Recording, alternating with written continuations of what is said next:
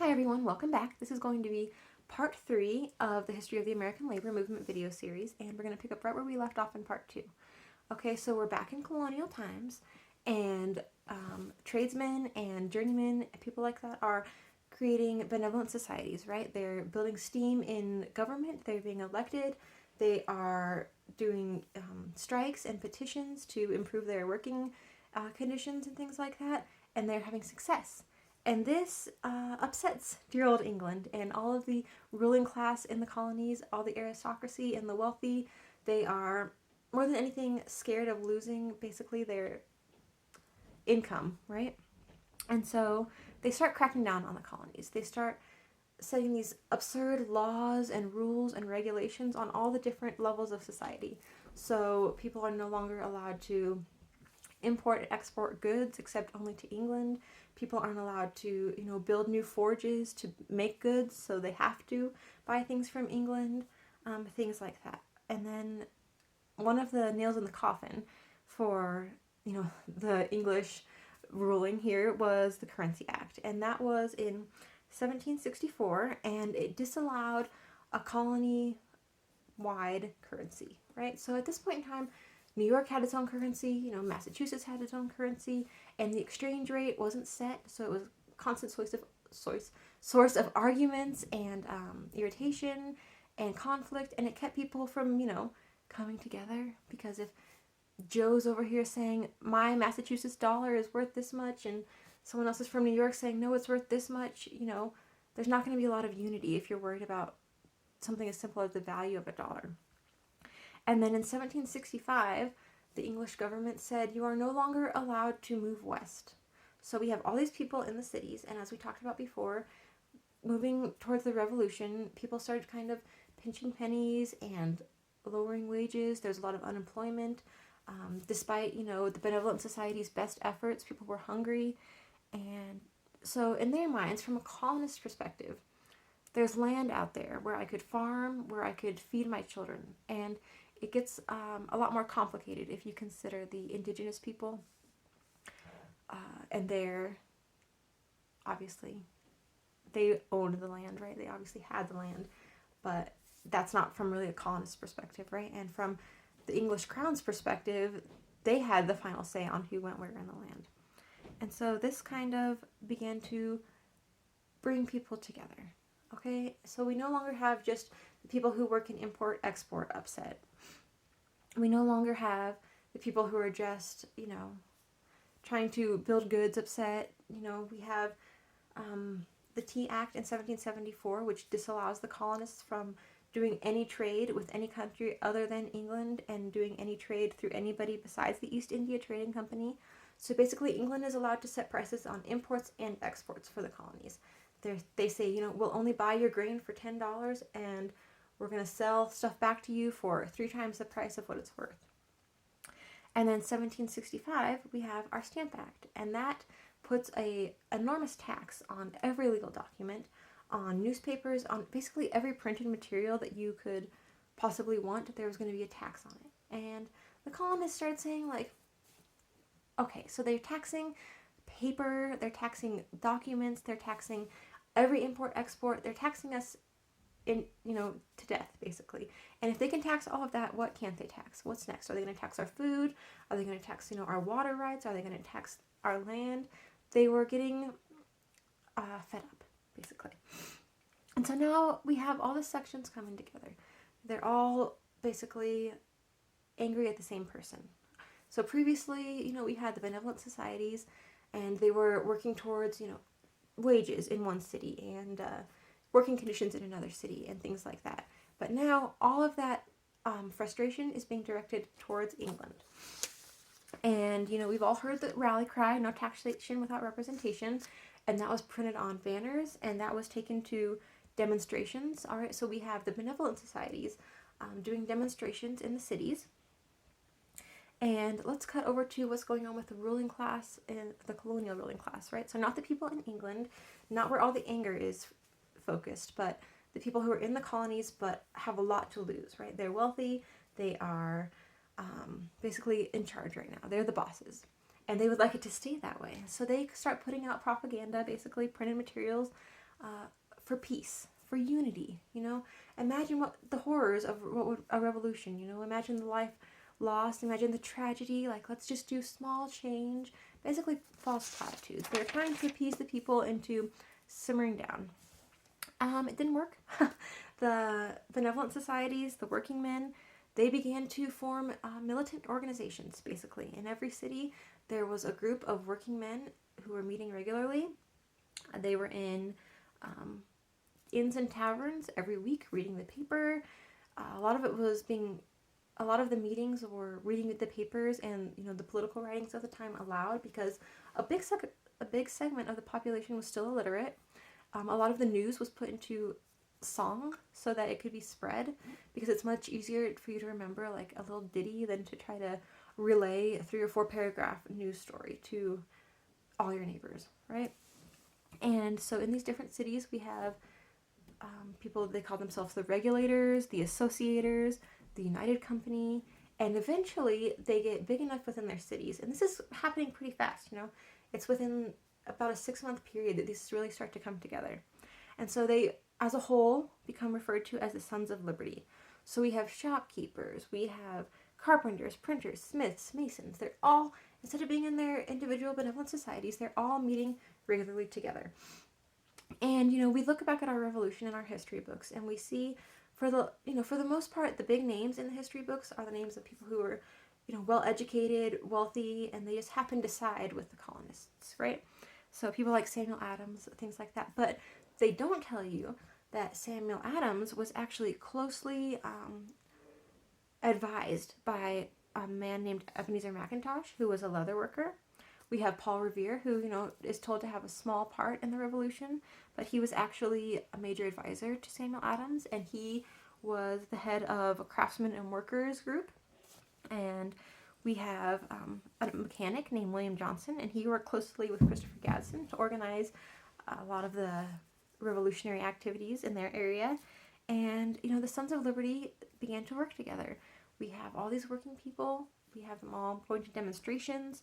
We have mass groups of angry working people coming together and organizing and meeting regularly and discussing and having the same goals. And the aristocracy called the Sons of Liberty the mob. They were the mob of mixed rabble of Scotch, Irish, and other foreign vagabonds. They were foul-mouthed and the inflaming sons of discord. So on one side we have the Sons of Liberty, but they're being called the Sons of Discord, right? So that's your two dueling perspectives in the colonies at this time. And the Sons of Liberty were winning out. Their demonstrations led to the repeal of the Stamp Act. They organized the Boston Tea Party. They worked closely with the women in their, communities, who were their wives and daughters and sisters and mothers. And, the women called themselves the Daughters of Liberty. And they were responsible for basically the boycott of British goods, right? So now they're not importing materials to make clothing. They're doing rough homespun clothing, but they made it like trendy. They were like, homespun is the new fashion. And if you are seen wearing nice, fine, imported clothing from England, then you were shunned, right? So, food was imported, tea, things like that. And the Daughters of Liberty said, nope, we're going to do what we can with what we have right here, and England's not getting any more of our money than what they're already taking. We have a group of the Sons of Liberty called the Boys of Boston, and they were kind of a rowdier segment of the Sons of Liberty, and they took it upon themselves to go out into the rural areas outside of the cities, and they were responsible for bringing in what we call the rural radicals, right? So this is all the people out in, the farms, out in the mountains, in Appalachia.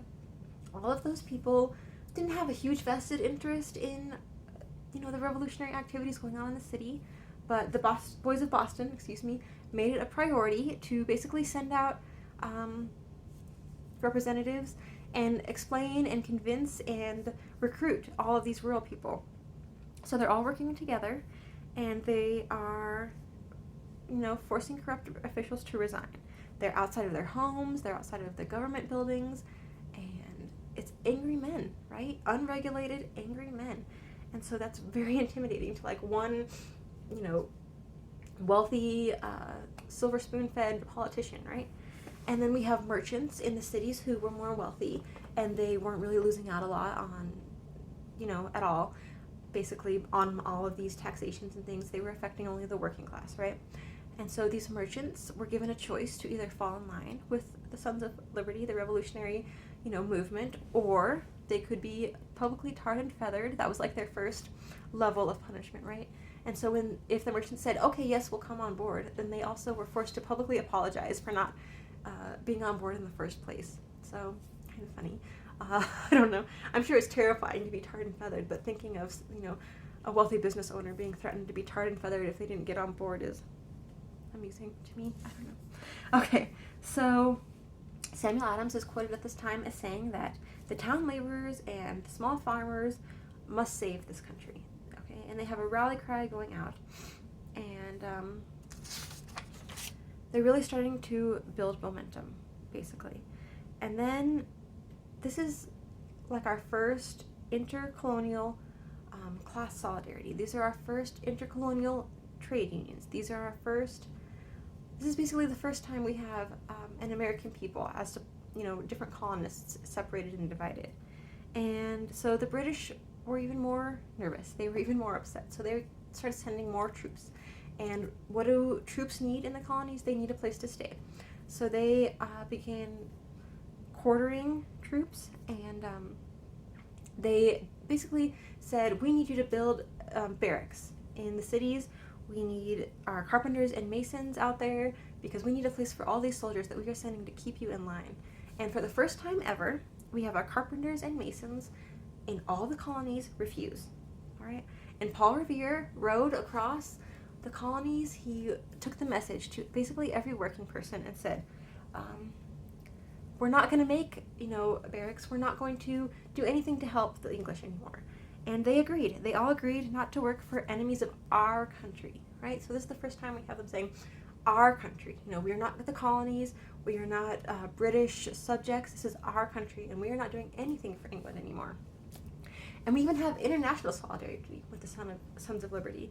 All right, there was a faction that popped up in Ireland. They called themselves the Irish Sons of Liberty, and they sent money. They sent arms to the colonists. There was some real shady backdoor stuff going on that I think is amazing. They even sent some radical fighters to fight in George Washington's army when the revolution really kicked off. And so we have our Sons of Liberty, and they called a meeting to set the course of the revolution. They said, if we're going to do this, we're going to do it together, and we're going to do it right. The Sons of Liberty and Daughters of Liberty raised money to support workers who were refusing to work for the British now because they've lost their income, right? So they're really pulling together. The vessels, the people who worked with the ships and other ways of transportation, they all came together and said, we aren't going to transport any British troops within the colonies.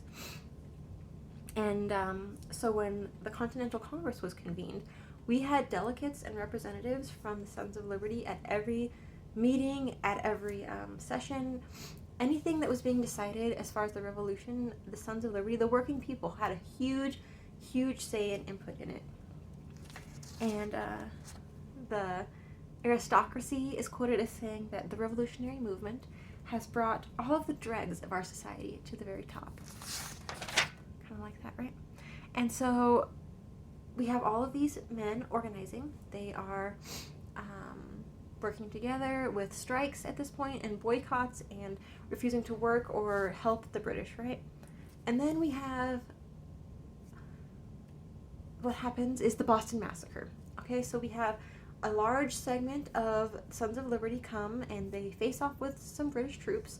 They weren't necessarily expecting violence. They thought it might just be another one of their shows of strength, another one of their,